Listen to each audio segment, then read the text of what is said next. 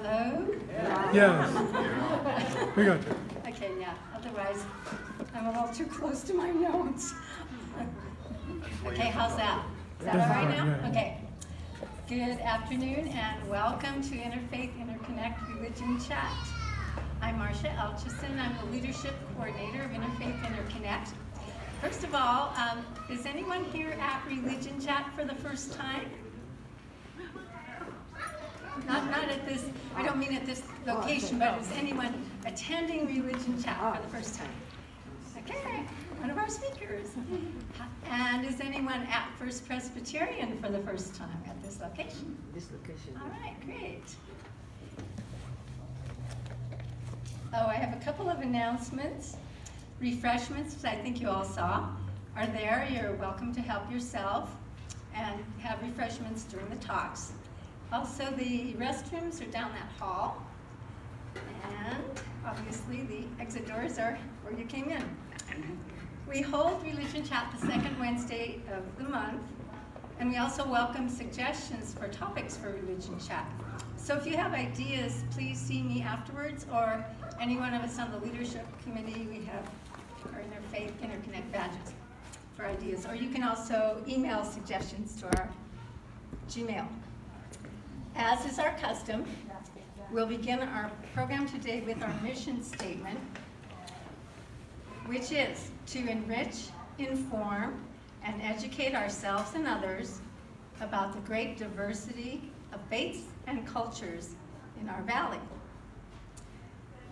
Today we're presenting our third session on the topic, how does your faith or congregation address environmental concerns?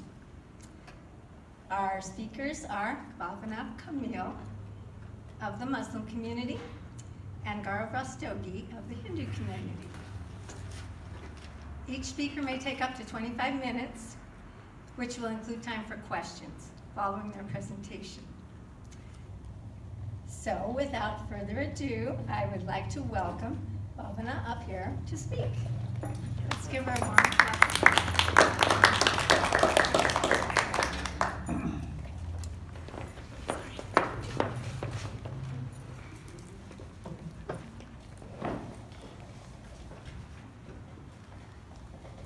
I'm going to wait for them to set up.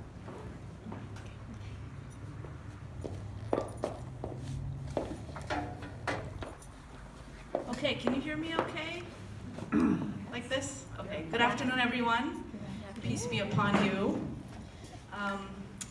The question that I was presented with is, how does your faith or congregation address environmental concerns?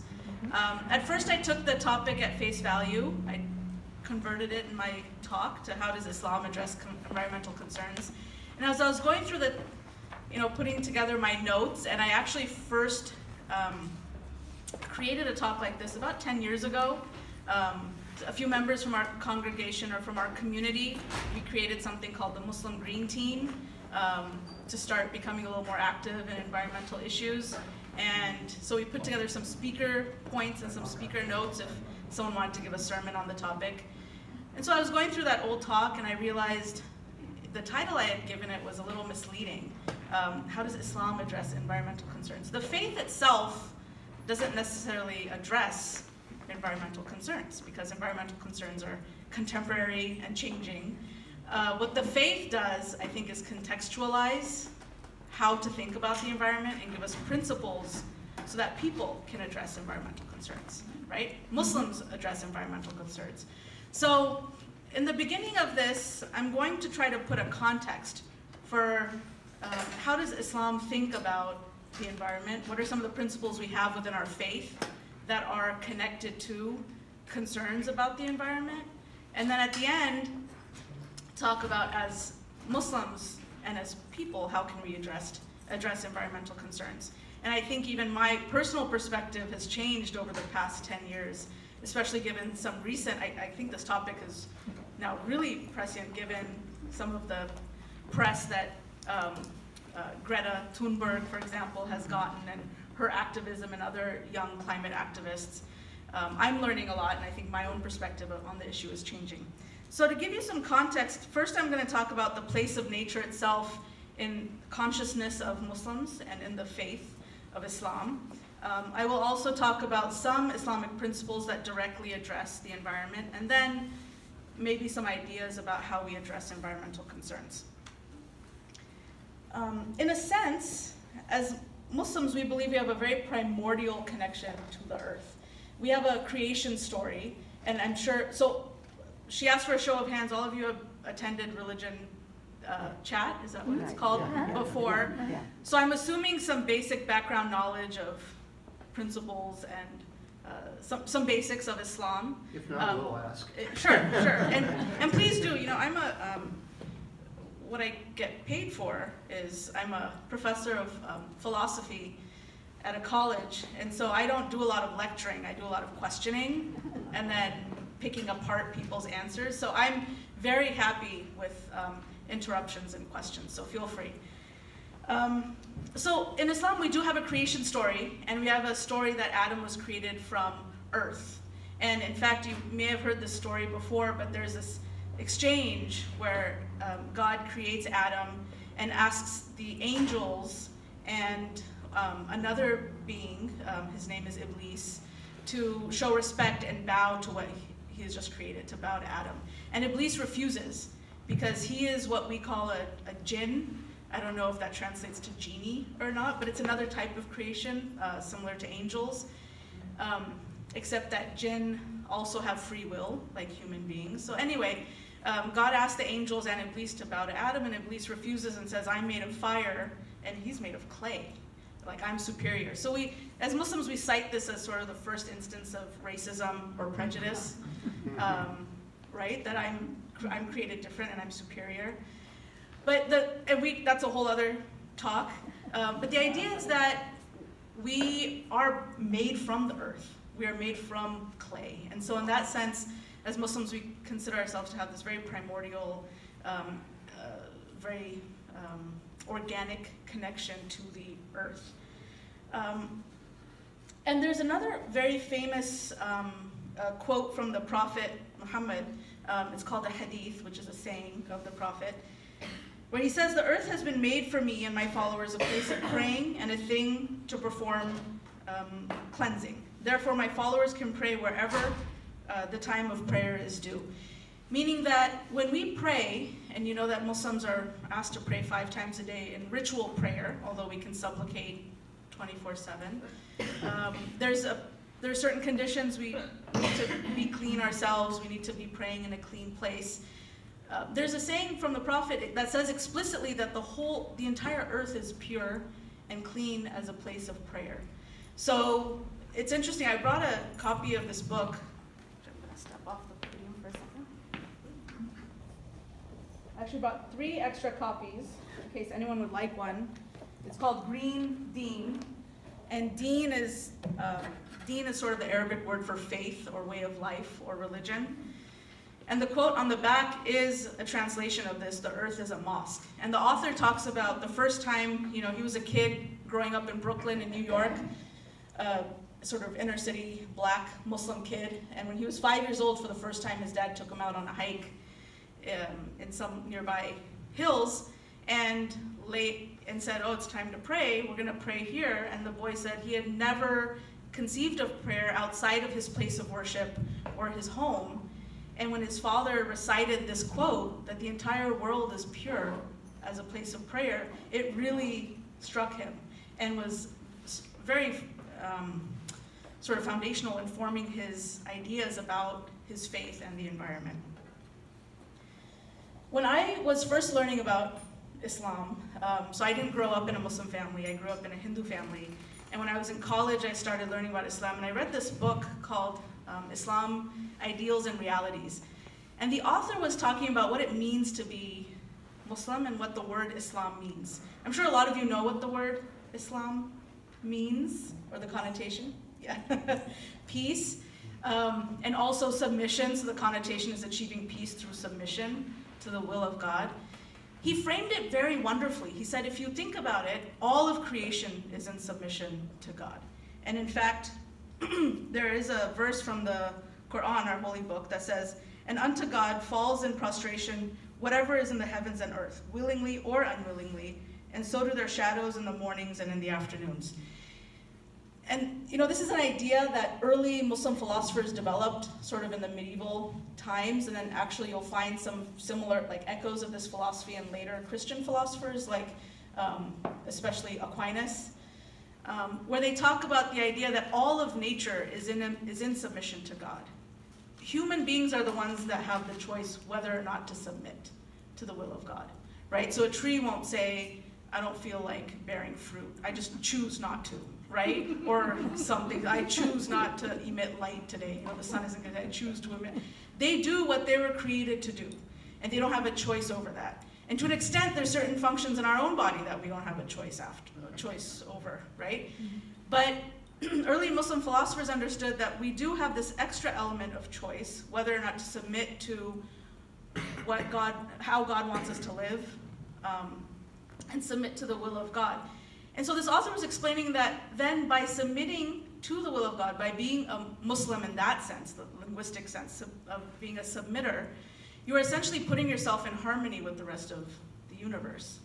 And so in that sense, nature is almost our role model that we want to follow in terms of being in submission, and a reminder to us to remain in submission. And then there's another concept that contextualizes the role of nature in Islam. All of you know the holy book for Muslims. What is it called? Quran. The Quran. Again, early Muslim scholars said we actually have two holy books.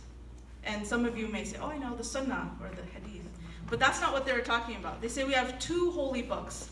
One is the revealed book, the Quran, that was given to us by God through the Prophet Muhammad, revealed through Angel Gabriel, so that you know about. They said we have another book. It's called the displayed book. And what scholars were referring to was nature itself, the environment itself. And the idea was that, yes, God has revealed to us this book, and in it are lessons that we take and we learn from it. But God has also given us this other book to learn from, and that is the world around us. And if you actually, perhaps many of you have opened up the Quran and flipped through it a little bit, you'll see that there's so many reminders related to nature and the environment. So God will constantly be asking us in the Quran to look to the sun and the moon, look to the oceans, look to the trees, look to the crops. In fact, there's a specific verse where those who are skeptical of this new message are asking the Prophet Muhammad, are you telling us that we're going to die and then come back to life? Right? The idea of resurrection. They're saying this is crazy. And God is asking us, do you see your crops? That they grow and then they appear to die and then they come back to life? And in fact, kids are such wonderful teachers. When my daughter was born and we were in this house that we're living in, in the winter the tree would look like it's dead. And she's like, Mommy, did the tree die? I said, no, it's just winter. She says, but it looks totally dead. There's no leaves, there's no nothing, there's just sticks. And I said, just wait and watch. And then in the spring, it blossoms again, right? She's like, wow, how did it come back to life, right? So in the Quran, God is constantly reminding us that, yes, I have given you this book as a source of revelation, as a source of guidance, but you also have all this around you to guide you also to God. And early Muslim philosophers said that we were given the book, but we were also given our brain in order to come to those same conclusions if we really looked around us with an open heart and an open mind, that we would come to those same conclusions. And what's interesting actually is that, we translate the sentences, I guess, within the Quran as verse, but the Arabic word for that is actually, does anyone know? Ayah. So the Arabic word for that is an ayah. And this is the difficulty of translating certain concepts from one faith to another, one language to another. An ayah literally means, who knows? Miracle or a sign? A sign. Yeah, so when we were given the Quran, the word for those individual sentences is not sentence or verse, right? Because verse implies poetry or written word. The word is actually ayah, which means a sign. And it's the same thing that we refer to when we see a sign in nature, a sign from God. So there's a matching up here between the book that God has given us in the world and the book that has been revealed to us. So that's sort of to contextualize what a central role the world and the environment plays in our faith. Then there are some specific principles that can help us maybe address specific environmental concerns. One is this idea of stewardship, and I know that this is not a concept specific or unique to the faith of Islam. But when God created humans, the understanding is that we have been created as stewards of the earth. And there's a verse, I will read it, although it's a little bit lengthy, but I think it's important. And this is in the 14th chapter of the Quran. It says, "It is God who has created the heavens and earth and sends down rain from the skies, and with it brings out fruits with which we feed you. And it is he who has made the ships subject to you, that you may sail through the sea by his command. And the rivers has he made subject to you. And he has made subject to you the sun and the moon, both diligently pursuing their courses.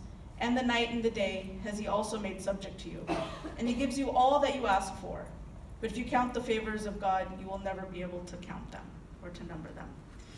So obviously some of these things we don't control literally, so we don't control the sun and the moon.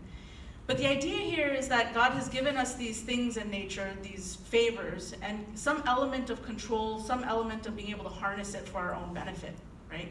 And I think we're becoming more and more conscious of the fact that, for better or worse, we have harnessed a lot of what God has given us for our own benefit, sometimes at the detriment of the health of Earth itself, which we'll talk about maybe a little bit later.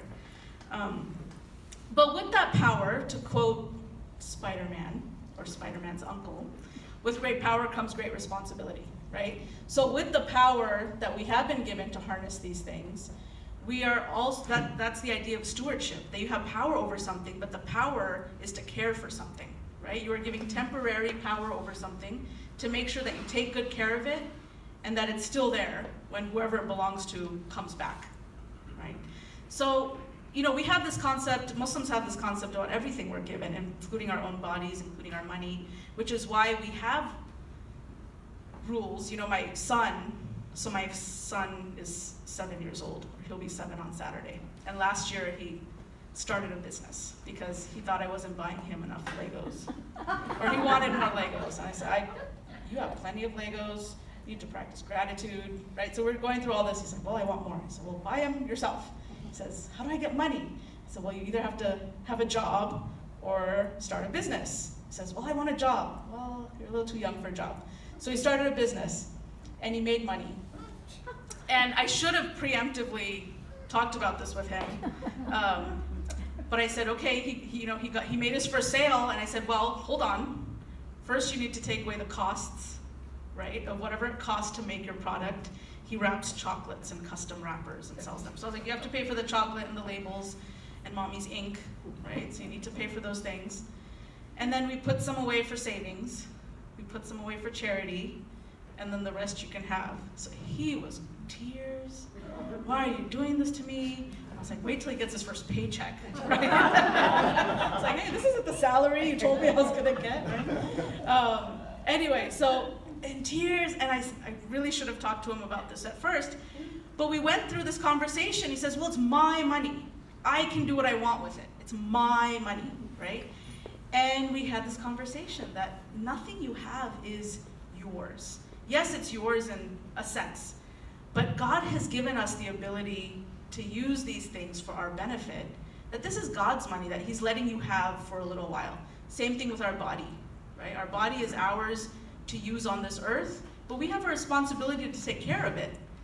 And so everything we're given, we have the stewardship over, responsibility to take care of it. And because of that, we owe certain responsibilities to somebody. So out of our money, we believe in our faith that you owe a responsibility to those who don't have the same privileges and haven't been put in the same kind of position to be able to make as much money, right? So same thing with the earth, that it's a stewardship. Yes, we can harness it for our use, but we are really caretakers, and we have to take that as a serious responsibility. Secondly, there's another really beautiful saying from the prophet he says when doing the ablution, which is the ritual washing that we do before each of the ritual prayers, the 5 prayers, it says, do not waste even if you are using water from a flowing river. And if you think about it, it's pretty profound, because what he's saying here is that even if you have a flowing river, even if there's plenty, don't waste. Because sometimes the way we frame environmental concerns is we're running out of it, so start conserving it. As opposed to changing just the attitudes of people, that we just shouldn't have an attitude of wastefulness. Even if there's a ton of it, it's just not a good attitude to be wasteful. And even in the Quran, there's a verse where God says, waste not by excess, for God loves not the wasters. That just the attitude of wastefulness is not becoming a person of faith. Why do you think that is? I'm going into philosophy teacher mode. Why is the attitude, what does the attitude of wastefulness have to do with faith? Selfishness, greed. Selfishness and greed. Other ideas? There's no right answer. Stewardship, you said it before. Stewardship. Yeah. Shallow, you're not, you're just on the top of it. Right, right. You're not living it. Right, right. Other ideas? Sharing, community. Right. Community. I'm learning. What else? Take care of the environment. Yeah. Yeah. Also, like ingratitude, Yeah. right? I mean, like if somebody gives you a gift, and you have to sometimes teach your kids this because they don't know it. Like, you have to teach them manners when they're really little. So I'm still in the stage, obviously, where I have little kids. So I'm, going through this right now. But they don't always know manners. So my son got a gift from someone he already had. It was a Lego set. He already had it, of course. And he gets the gift, and he's like, "Oh, I already have this." And I had to talk to him about it. I said, "You say thank you. You say you really appreciate it and you love it, and we will take care of that later if you already have it, right?" But when someone gives you a gift, you express gratitude, Yeah. right? You don't waste it. You don't say, "Oh, thanks," throw it in the garbage, right? Or whatever. You really you cherish it, and you use it well. You use it nicely. So along those lines, if God has given us this gift of the earth, we're not going to be wasteful with it. We're going to be grateful. Right? So this attitude of wastefulness sort of cuts to the core of the character someone of faith should have, or we should be engendering. And then there's other specifics. I'm not necessarily going to get into all the details because there's going to be a Q&A, and Yeah. how much time? Like in another minute, you'll have 5 minutes left for questions. Okay, all right. So there are some specific exhortations within the faith about how we care for the earth, how we care for animals. Quickly within the faith, there are some rules about even if you're engaged in a battle, for example, a war, there are certain things that are off limits. So even if you're in a war in a certain area, you leave alone places of worship, any place of worship, not just your own. But you also don't uproot trees, you don't harm animals, you don't harm crops, which when I first learned I thought was very sort of strange, because you don't think of people being in battle and then be like, wait, let's go around the tree, or let's go around the crops, right? But this is within the rules that you don't damage infrastructure, people of faith, but also like the environment. You don't damage the environment. And then in Islam, there are vegetarian Islams. It's not an Islamic principle. But the practice of early Muslims also, they didn't eat a lot of meat. And there are a lot of incidents in the life of the Prophet where he pointed to people who otherwise were sort of shunned from society. There's an incident of a prostitute in the community, so she was sort of shunned, and she saw a dog that was dying of thirst, and she took off her slipper and went to the well, took out water, and gave the dog some water. And he said because of that, she's going to go to heaven. Right? So the idea that we care for these creatures. So I'll wrap it up and allow some time for questions, but I said I would address this last question or the topic. So how do Muslims address environmental concerns? And I wanted to propose, again, because I said my views on this have changed, where a lot of the talk is what do we do personally in our lives. And I've been learning a lot recently, And some of the statistics out there that 100 companies are responsible for 71% of global emissions since 1988. And there's been a lot of talk that by telling people to change their habits, it's almost victim shaming, right? Like we're the ones suffering from these effects, and then you're telling the people you should change. And we should, because in the context of what we've said, we do it because we care. But if you want an effective solution to the problem, individuals aren't really the main problem. And so I just want to end with another saying of the Prophet Muhammad. And he says that whosoever of you sees something wrong, let him change it with his hand. And if he is not able to do so, then let him change it with his tongue. And if he is not able to do so, then within his heart. And that is the weakest of faith. Or not the weakest, it's a bad translation, but like the minimum, right? And I see this saying as the context for civil engagement and social justice within Islam. That if we see something, then we have to do something to address it. And based on the facts, we can change our personal habits, but it's really going to take a community of people to come together and advocate for those who are actually causing the problem to change their habits. So I think we have maybe 3 minutes left for questions. Okay. I didn't know I was going to talk that long. Yes. So I would like that list of those 100 companies so I can boycott them. Yeah. So I'll give you the study. I can give you the reference for the study. Great. And I'm sure if you did an internet search, you would also find it. And it's interesting because, again, boycotting is effective if it's a mass boycott, right? So I'm not a policy person, I teach philosophy. I'm sort of like the opposite end of the spectrum. My husband's a social worker, so he's very action-oriented. But certainly I think it's gonna take some mass advocacy, but in order for people to act, they have to know and they have to care, right? So I think a lot of us know, and we could stand to know more. I think a lot of us, our faith or our other principles encourage us to care. And then the next step is to act, and hopefully we can, as a community, come together to do that. Other questions? Yeah, I want you to address of the importance of water in Islam. It's interesting. What was the question again? Oh, the importance of water. Of water in Islam.